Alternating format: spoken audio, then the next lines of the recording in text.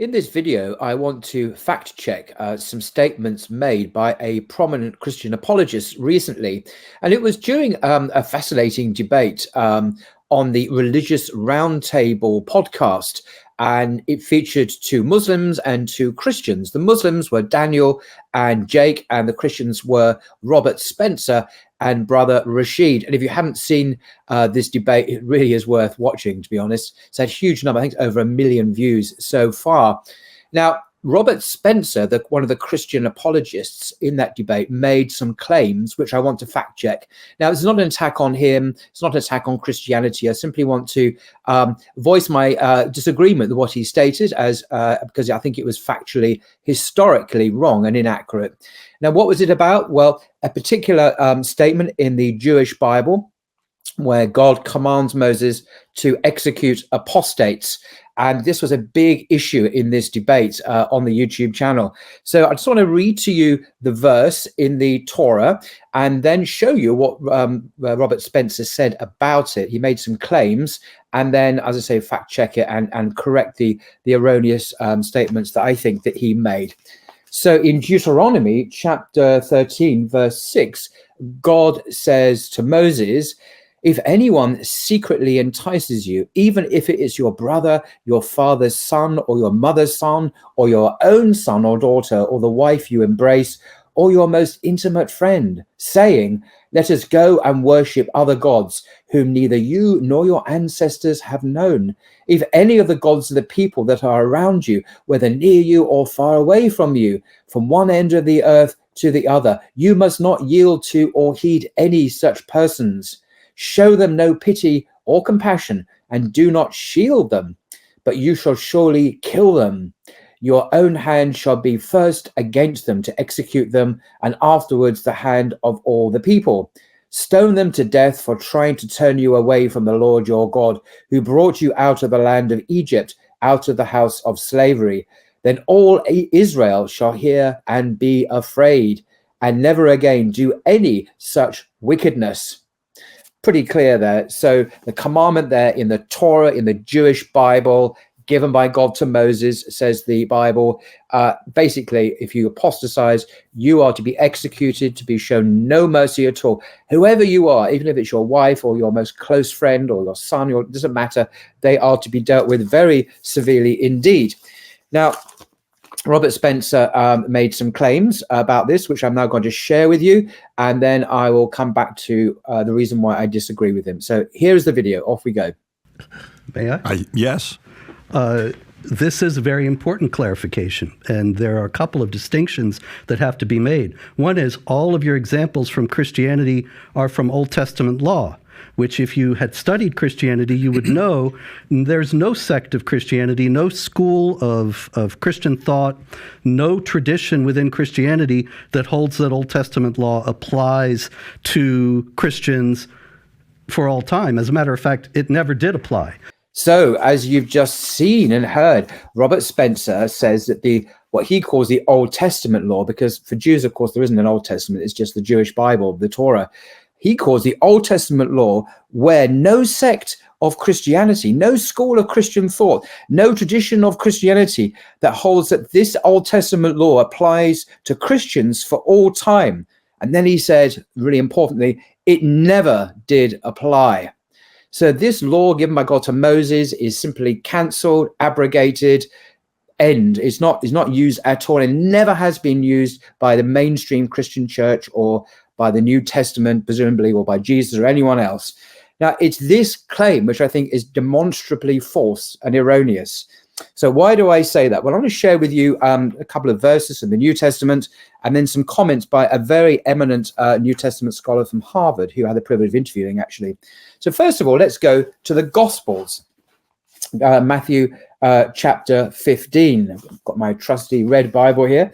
There's a very interesting story here which tells us about how one particular Old Testament law was still upheld. Now, there's two questions here, really. Is the Old Testament law, the Jewish law, the Torah, still followed by Jesus and by his disciples and the early church? This is the first question I've got, because the evidence suggests that it was upheld in its entirety? And then the second question is, what about through Christian history? How did the leaders, the most eminent theologians and bishops and leaders of the churches, mainstream churches, how did they view the apostasy law? Did they see it's as Robert Spencer claims, it was abrogated, no longer in force, or did they uphold it?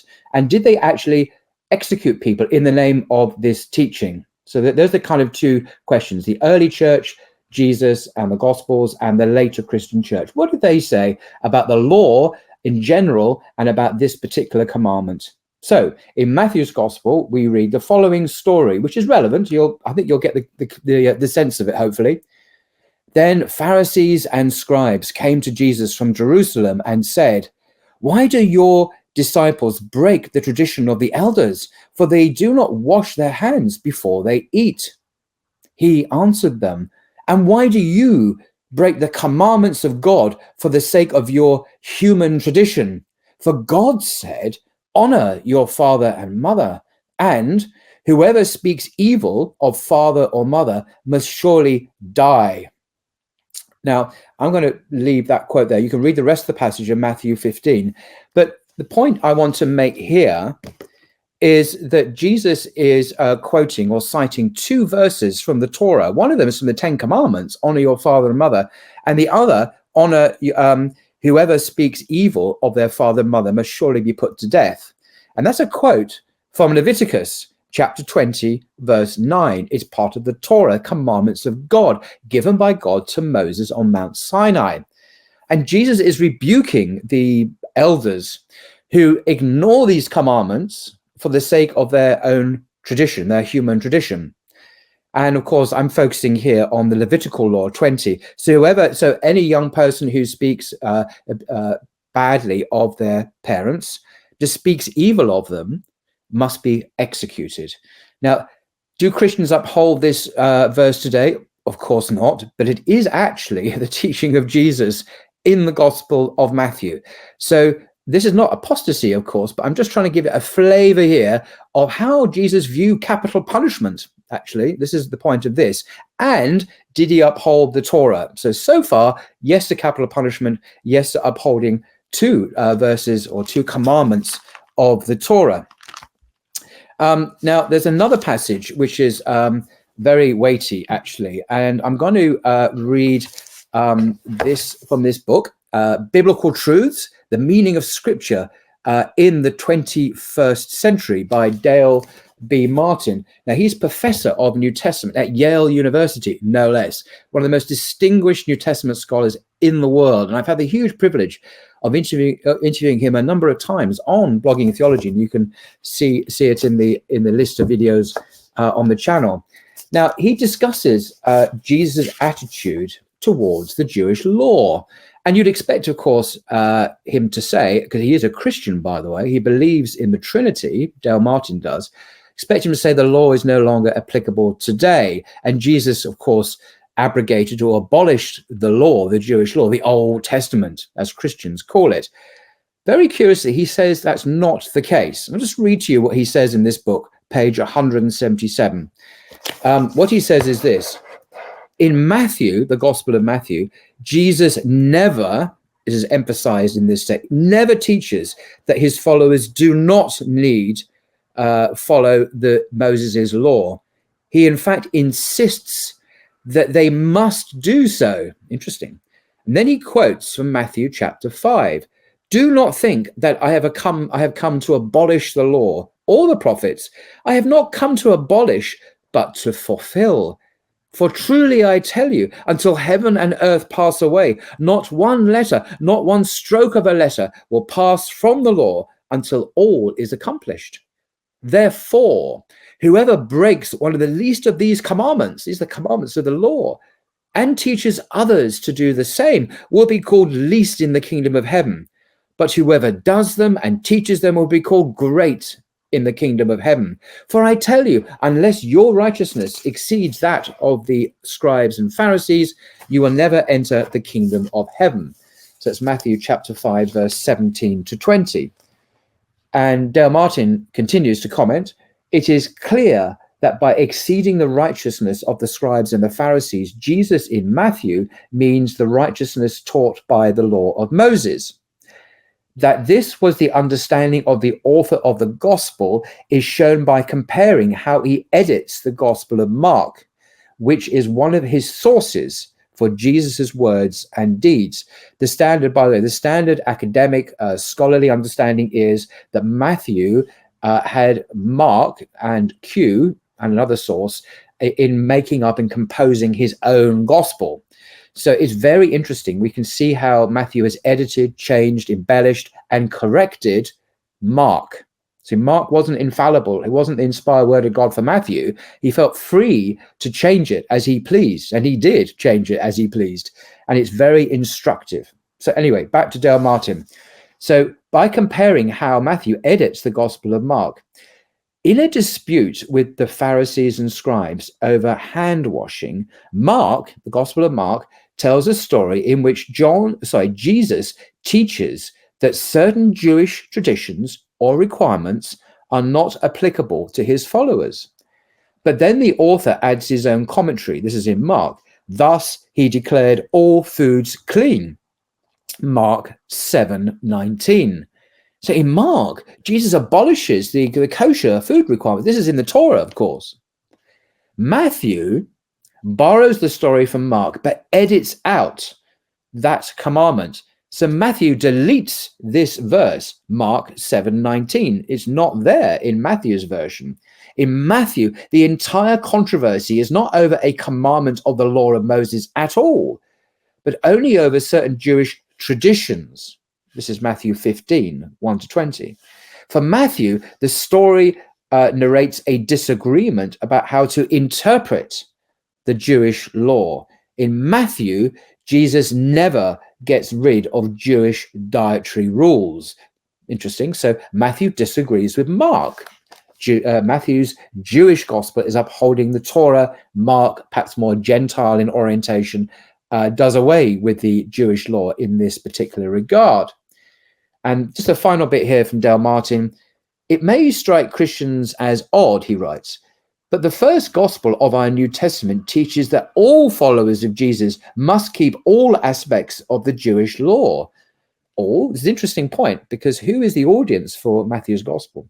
The gospel does end with Jesus commanding that his gospel be taken to the Gentiles, Matthew 28. So the author of the gospel obviously had in mind a church that included Gentile along with Jewish believers. But we have no reason but to assume that he expected those Gentile converts to keep the law of Moses. Isn't that interesting? He must have expected them to keep the Sabbath and to keep kosher food laws, at least as understood by himself, and for their males to be circumcised. The Jesus of the Gospel of Matthew is fully Jewish and law-abiding, teaching that all his followers will also adhere to the law of the Jews, at least as interpreted by himself, end quote. So that's particularly fascinating, I think. That's the book again, Biblical Truths by Dale Martin. Got lots of excellent reviews in the back from top scholars at Oxford, Durham, and so on. Now, that's a really important point, because this shows, I think, convincingly that Jesus and Matthew upheld the law. Now, the law, of course, contains that passage in Deuteronomy, which we first read, Deuteronomy 13:6-9. So Jesus is upholding that by implication as well. So what did the early church make of this? Did the early church abandon the law? Did it say the law no longer applied to believers? This is after Jesus' ascension, after he left the scene. In the years that followed, in the first century, what did the church do and teach and practice? What was their faith? And I think there's an interesting indication, even in the New Testament, about what's really going on here. So in a passage in Acts called the Acts of the Apostles, chapter 21, there's a story where Paul, and we'll come to him in a few minutes, visits James at Jerusalem. Now, we know that James was the head of the church in Jerusalem. Lots of our sources, independent sources, historically tell us this, whether it be Eusebius in the 3rd century, the church historian tells us this, or Josephus, the 1st century Jewish historian, he tells us this. Hesepicus from the 2nd century tells us this. And actually it's implied in Acts 21 as well. So not Peter, but James. And James was the brother of Jesus, no less. Anyway, that's I think we must do a separate video on James, because many people don't realize that Jesus had a brother, not kind of a Muslims might call each other brothers. No, I mean a blood biological brother. He actually had one, and he succeeded Jesus after Jesus ascended into heaven. Anyway, back to Acts 21, and we read this interesting little passage, very relevant. When we arrived in Jerusalem, it says, the brothers welcomed us warmly. That's Paul. The next day, Paul went with us to visit James, and all the elders were present. So James and the elders were present in Jerusalem. After greeting them, he related one by one the things that God had done among the Gentiles through his ministry. When they heard it, they praised God. Then they said to him, James, the elders, said to Paul, you see, brother, how many thousands of believers there are among the Jews, and they are all zealous for the law. So they're really keen to obey the law of Moses, the fresh new converts to the Jesus movement. And James is proud of them. They're obeying the law of Moses, thousands of them. They have been told, though, and this is a real problem here, they have been told about you, Paul, that you teach all the Jews living among the Gentiles to forsake Moses, and that you tell them not to circumcise their children or observe the customs. What then is to be done? A serious accusation against Paul. He's teaching Jews to abandon the Torah. What is to be done? They will certainly hear that you've come. So do what we tell you. We have 4 men who are under a vow. Join these men, go through the rite of purification with them, and pay for the shaving of their heads. Thus, all will know that there is nothing in what they have been told about you, but that you yourself observe and guard the law. Okay, so that James really wants Paul to prove by undertaking this really solemn vow that he himself observes the law and upguards the law. So in other words, he's a good, faithful, Torah observant Jew, right? Now, Paul went with the men, purified himself, entered the temple, and did the rite of purification. So he bore witness before God and before James and the people and everyone else that he himself guarded and upheld and obeyed the law of Moses. Isn't that interesting? So it's Acts 21. Why is this interesting? Because we know from Paul's own writings that he didn't believe any of this. He didn't do this. He didn't believe this. For example, Paul's letter to the Ephesians, chapter 2, verse 7, states, he, Jesus, in his view, has abolished the law with its commandments and ordinances so that he might create in himself one new humanity in place of the two. So for Paul, in this letter, Jesus has abolished the law. So Paul doesn't follow the law. And he said also in other places like the book of Romans, you can Google this very easily, that the food laws have been abolished. So Paul teaches the law has been abolished. He instructs his readers that it's been abolished. There's a whole argument in Paul's letter to the Galatians, by the way, which argues this reason why. The law is a temporary dispensation. In the past, it's now gone, and now we follow the spirit of Christ. It's a different kind of religious system. So what Paul is doing in Acts 21, if it's historical, is he's being disingenuous, or to speak very plainly and harshly, he is lying. He's lying to God, and he's lying to James and the apostles and the elders and the others by stating falsely that he, Paul, upheld and followed the law. He didn't. In Paul's letters, he says the law is abolished. He believes that his Jesus has abolished it. But as we've read in Matthew chapter 5, Jesus said, according to Matthew, do not think that I have come to abolish the law and the prophets. Here we have a direct clash between Jesus and Paul. And Paul, of course, never met Jesus. So back to the law in Deuteronomy, which was the subject of the debate recently between Daniel and Jake and others and the Christians, and Robert Spencer's claim that Deuteronomy 13:6, no one has ever followed this law in Christianity. Well, we know from Acts 21 that James himself, and we know from other sources like Josephus, Eusebius, Hesepicus, etc., that James and his church in Jerusalem did uphold the law. They were Torah observant Jews. So they would have seen this law as applicable. Now, I'm not saying that James executed apostates.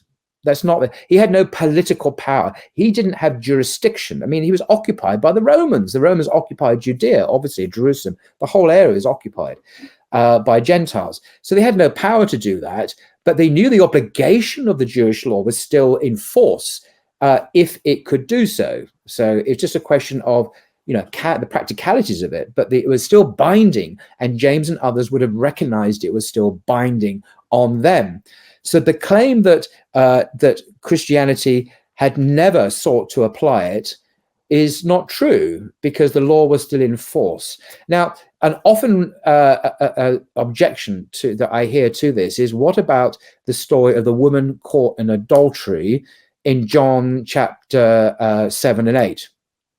Now, it's a very well-known story, a woman caught in adultery, and the Jews are trying to trick Jesus, basically. You can read the story for yourself. It's a very beautiful story, actually. And Jesus says, basically, he engineers the point such that no one is stoned. And he tells the woman to go and sin no more. So no one is stoned. And the implication there is that the stoning law of adultery has been abolished. The problem with this passage is it's not in the Bible. Now, I know it's actually physically in my Bible and modern Bibles, but it's not in any early manuscripts. And this is acknowledged in the NRSV here. There's a footnote at the bottom.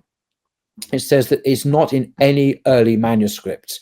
And indeed, the oldest Bible we have in the world, the Codex Sinaiticus in the British Library in London, does not have the passage. No early manuscripts have this passage. It was added later by a scribe, unknown scribe, centuries later, and it's not part of the original Gospel of John.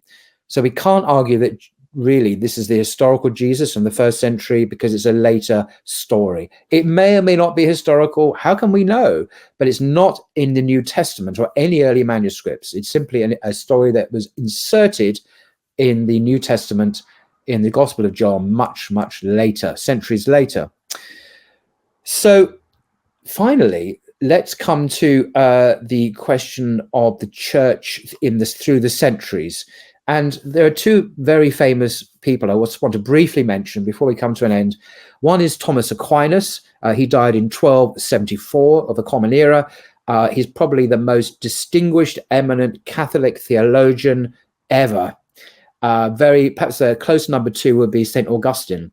So Thomas Aquinas wrote a great deal, an Italian monk, a fantastic philosopher, quite influenced by Islamic philosophy before him. That's a different subject.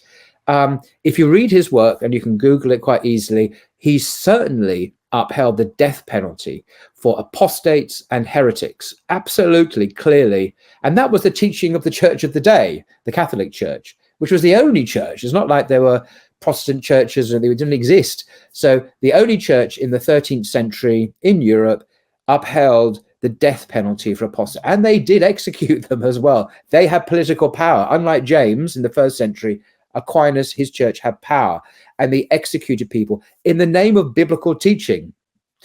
My other example is a chap called John Calvin. He died in 1564. Now, he was an evangelical, and he was based in Geneva. He was a Frenchman, originally a Catholic priest, became a Protestant during the Reformation, became very evangelical. And John Calvin's thought today is really important, particularly for evangelicals in America and Britain and so on. They still read his work. They're called Calvinists. A lot of very prominent evangelical leaders and preachers and ministers are Calvinists. They look to him for inspiration, and they treasure his teaching. his Christian teaching in the Institutes of Christian Religion, particularly. There's 2 fat volumes. I've got it in my shelf behind me. Why do I mention him? Well, he is famous, very sadly, for having ordered the execution of Michael Servetus. Michael Servetus was a Christian who had been quite interestingly influenced by Islamic and Jewish arguments against the Trinity. And he was persuaded, he was a brilliant man, he was persuaded that the Trinity was simply wrong. It wasn't taught by Jesus, not taught by the Bible, and he was impressed and persuaded by Islamic arguments that refuted the Trinity. And he wrote about it and he argued about it, and he entered into correspondence with John Calvin, trying to persuade Calvin that he was mistaken about his understanding of the Trinity. Now, Michael Servetus was a bit bold, maybe in retrospect too bold. He actually went to Geneva to continue the conversation with Calvin, and Calvin had him arrested because Calvin had political power in Geneva. Geneva was like a city-state which was ruled by biblical law. Adulterers were put to death, fornicators, heretics, apostates. They applied Old Testament law. Really important point there for Robert Spencer to note. So Michael Servetus, arrested, tried, and condemned to death for heresy as an apostate, and he was executed. But unfortunately, he was burnt to death alive. And you may not want to know this, but it's a little detail. Usually when the church burnt people to death, they usually strangled them first. This was seen as a mercy. Not in the case of Michael Servetus. He was burnt alive. And this was an application of Deuteronomy 13:6-9. Now, you might think that this was just John Calvin, but actually, as far as I'm aware, all of the leaders of the churches throughout Europe agreed with Calvin that he should be executed. They all did. There are only very few small radical sects like the Anabaptists and the Mennonites, the so-called radical reformers. They objected, but the Catholics, the evangelicals, they all supported the death penalty for apostasy of this guy, Michael Servetus. So when Robert Spencer claimed that no sect of Christianity, no school of Christian thought, no tradition of Christianity, I'm reading quoting his words here, ever held that the Old Testament law applied to Christians, and it never did. This is not true, actually. Thomas Aquinas and the Catholic Church, John Calvin and his city-state, Jesus of Nazareth, according to Matthew's Gospel, James, the head of the church in the New Testament, also upheld the Jewish law, and thus by implication, Deuteronomy 3:6-9. None of them ever said this law has been abrogated. And indeed, that extraordinary story in Matthew 15, where Jesus criticizes and condemns the Pharisees for failing to uphold the law on 2 regards. One, honoring your parents, and the other one, a quote from Leviticus, for executing a person who speaks evil of his parents, that they should be stoned to death, suggests to me that Jesus wasn't a secular, liberal, Western kind of person at all. Actually, he was a first century Jewish rabbi, prophet, Messiah, who upheld the Jewish law. So that is my fact check on Robert Spencer's claim that Christians never did either uphold or apply the law on apostasy in the Torah. They did. And some of the biggest names in Christian history advocated it, defended it, and implemented it. John Calvin is a particularly famous example, and these are not unusual or exceptional examples. They are the norm. Now, the only respect in which Robert Spencer is right is this. Today, in the 21st century, churches no longer, to my knowledge, uphold this law, particularly, say, the Catholic Church since the Second Vatican Council in the 1960s, which basically revolutionized, I'm trying to find a euphemism, it changed its teaching on certain fundamental views that it used to hold. So it no longer viewed, for example, Protestants as heretics. It no longer says it used to say some very nasty things about Jews. It no longer said that after Vatican II. And it had a much more kind of modern, shall we say, feel about it. The church no longer upholds this. In fact, now Pope Francis has said, and he changed the catechism of the Catholic Church just a few years ago by making the Catholic Church's position on the death penalty absolute. It's now the church rejects any instance of the death penalty being implemented at all. So the church has gone completely against the teaching of the Torah and what Jesus himself taught about holding the death penalty for someone who speaks evil of their parents, against what Thomas Aquinas taught, the great Catholic theologian. So yes, Robert Spencer's right about the church today, and most evangelicals, I'm sure, today would not uphold the death penalty for apostasy, although they would for other things, possibly like murder. But that's the church changing its mind in recent times, and I would suggest under influence of secular liberalism, under the post-Enlightenment Western world, which sought to minimize any kind of distinctive Christian doctrines and make it much more in line with secular thought. But if you go behind that to the Renaissance, the Middle Ages, and the early church, and the New Testament, and the Jewish Bible, you will find everyone agrees that Deuteronomy 13:6-9 is the teaching that needs to be upheld and believed in and implemented whenever it could be implemented. So that is my fact check. I hope that was interesting. If you disagree, please let me know in the description below. Not with just saying you don't like what I'm saying. I'm not trying to personally advocate anything. I'm just fact checking what a prominent Christian apologist has claimed against history, against the Bible, against prominent Christian theologians, philosophers, and against leading academic scholars today from the University of Yale. And this is a very common perspective, that Jesus was a Torah-observant Jew who upheld the law, even though the later church under Paul abandoned it. That is another story. Till next time.